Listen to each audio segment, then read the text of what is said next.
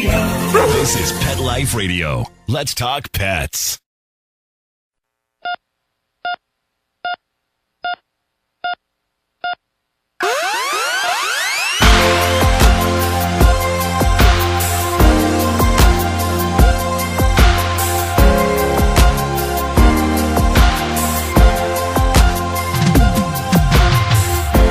Welcome to ER Vet on Pet Life Radio. I'm your host, Dr. Justine Lee, and I'm a board-certified emergency critical care specialist and toxicologist.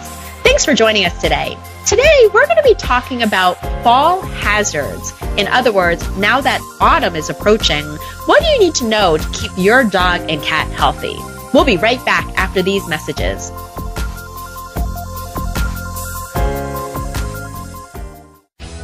Do you own a pet care business? Do you need help training and retaining your staff? Fetch Find Monthly Pro is the perfect platform for you. Fetch Find Monthly Pro is a monthly subscription with unlimited users, no contracts, and fresh content every week. With increased employee engagement, higher customer satisfaction, and lower risk and liability, Fetch Find Monthly Pro pays for itself. And you can completely customize the training materials based on your company's needs. Head over to www.fetchfind.com to learn more and subscribe today. That's FETCHFIND.com. Let's Talk Pets on PetLifeRadio.com.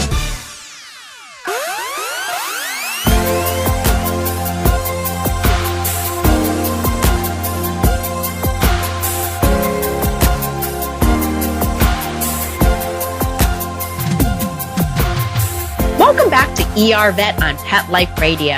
Super excited to talk about fall dangers because I want you to be able to protect your dog and cat. Now, I will fully admit I hate daylight savings time because I lose one more hour of daylight. And with that, I wanted to warn owners about the dangers that can happen with the decreased hours of daylight. Now, if you're walking your dog, ideally, you should be walking your dog 30 minutes a day. You have to be aware that reduced light is going to make it more challenging for drivers to be able to see your dog or you while you're walking them. Unfortunately, in the emergency room, I oftentimes will see dogs or cats getting hit by a car or sustaining some type of trauma during these late fall hours. So again, make sure to keep your pet safe. Unfortunately, by the time you get home from work, it's often dark out. One little hint I have is I actually have a little blinking light. So it's a red light that flashes and attaches on my dog's collar. And that way cars can see both of us. I also will put reflective tape on my jacket just to protect my dog. My dog also has a reflective collar. So again, simple ways of keeping our pets safe as we get less daylight. Another fall poison I wanted to talk about is chocolate.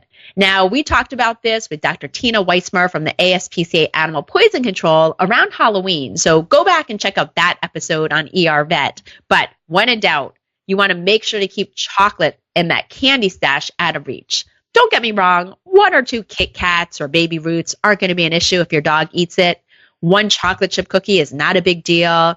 But remember, the darker and the more bitter the chocolate, the more dangerous it is to your dog. So if you're baking more in the fall with semi-sweet chocolate or baker's chocolate, just keep in mind that those 2 types of chocolate contain huge amounts of theobromine, which is a chemical in chocolate that's poisonous.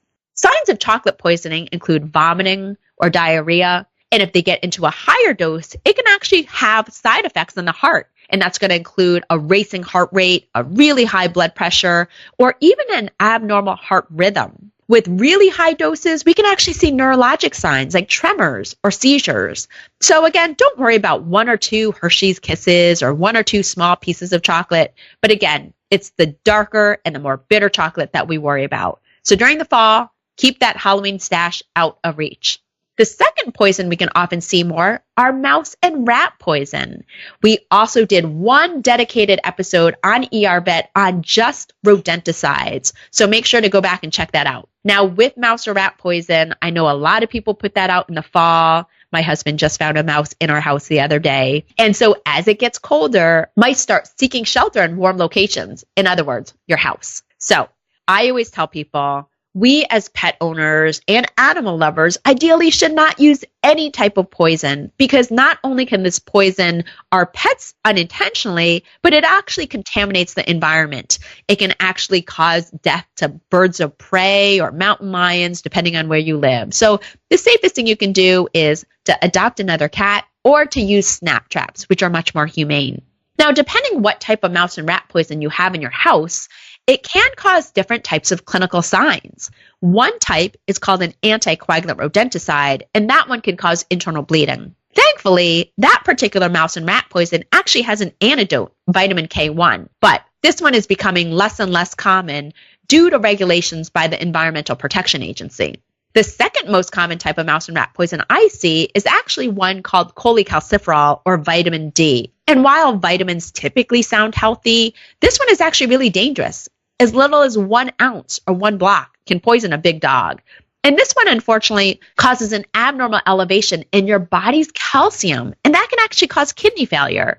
So you definitely don't want to have cholecalciferol or vitamin D3 in your house.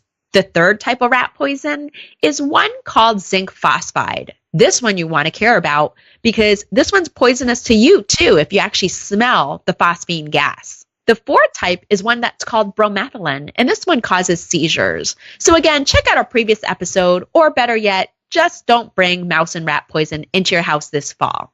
Another common fall poison that I see, compost or mulch piles. While I'm a huge proponent of being eco-friendly and recycling or composting, you want to make sure that if you are composting, that you're keeping it in a well-secured, fenced-off area. And the reason why is because we can actually see dogs or even wildlife poisoned when they get into compost. There's a lot of rotting vegetables in there. It's really attractive to dogs. It actually contains a poison called tremorgenic mycotoxins, which is due to the mold in the compost. Signs of compost poisoning include drooling, vomiting, agitation, walking drunk, or even tremors or seizures. So again, the safest way you can avoid that problem is by just making sure to fence off the compost pile. Now, we'll take a short break and we'll be back right after these messages.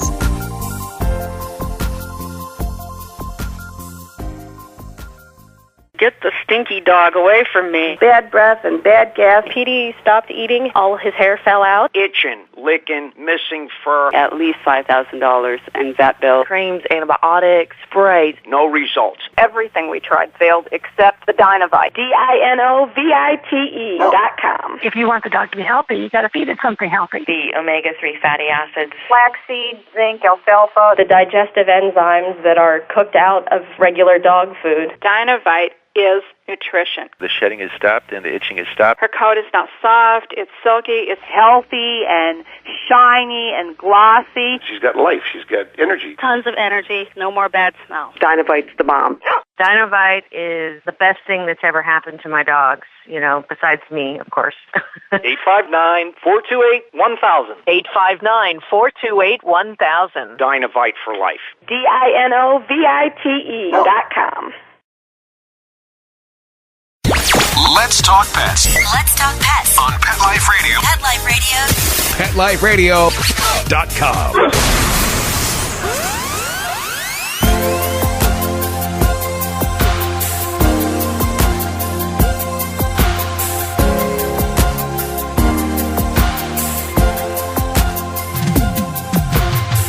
Welcome back to Pet Life Radio and ER Vet. What we've been talking about so far in this episode are fall or autumn poisons that are dangerous to your dog and cat. We've talked about things like chocolate, mouse and rat poison, and even compost or mulch piles. Two other poisons that I wanted to warn you about are mushrooms and mothballs. Now, mushrooms generally are pretty benign, but unless you're a mycologist, in other words, someone who can accurately identify mushrooms, we have to be really careful with mushrooms because they're really hard to identify for the pet owner or the layperson. One of the biggest things we worry about with mushrooms is the really deadly type called Amanita, and this is actually poisonous to humans too.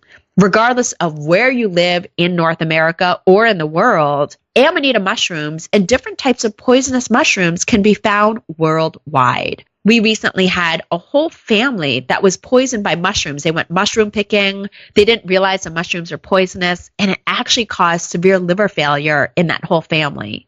So, when in doubt, you never want to let your dog eat mushrooms. Thankfully, cats are pretty fastidious. They're really picky. They don't usually eat them.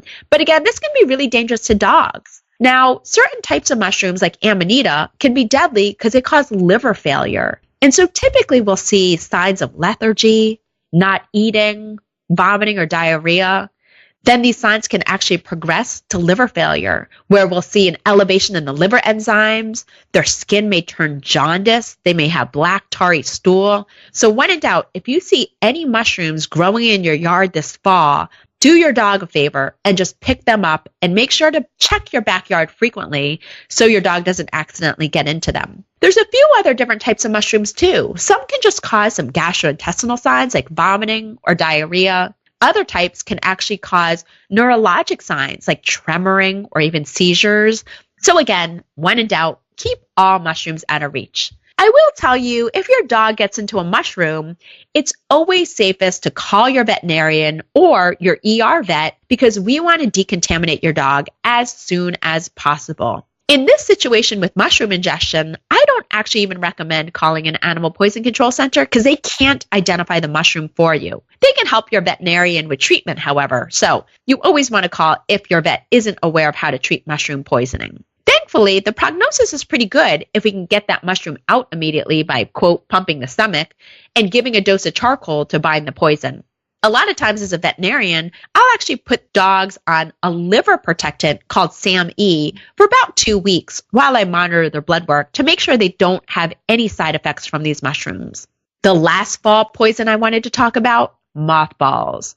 Well, just like how mice and rats come into the house to stay warm, so do moths. Now, mothballs look benign, but they're actually quite dangerous, even to kids. So you always want to put them in an area that's out of reach. They oftentimes contain chemicals called naphthalene. And while they oftentimes smell bad, unfortunately, dogs don't care about the smell, or even kids, and they'll oftentimes eat them. Signs of mothball poisoning in dogs and cats include gastrointestinal signs, so drooling, vomiting, diarrhea, or a really painful abdomen, but it can actually progress to lethargy and tremors also. Most importantly, it can actually destroy the red blood cells and result in anemia, and very rarely, it can cause liver failure. So if you use mothballs, please make sure to keep them out of reach, keep them locked in the closet, and make sure that closet door is closed. There's also a couple of plants that we worry about, like autumn crocus. This can actually be quite poisonous.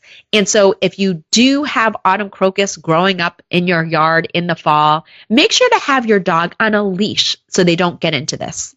When in doubt, help keep your dog and your cat safe this fall by keeping these fall poisons out of reach. So remember, mouse and rat poison, chocolate, compost piles, mushrooms, and mothballs. When in doubt, contact your vet, your ER vet, or ASPCA Animal Poison Control Center for life-saving advice if you think your pet was poisoned. Well, that brings us to the end of today's show. Find me at drjustinelee.com, on Facebook at Dr. Justine Lee, or email me your pet questions at drjustine@petliferadio.com. With that, we're out of time, and we'd like to thank our producer, Mark Winter, for making the show possible. See you at the next episode. Let's Talk Pets, every week on demand, only on PetLifeRadio.com.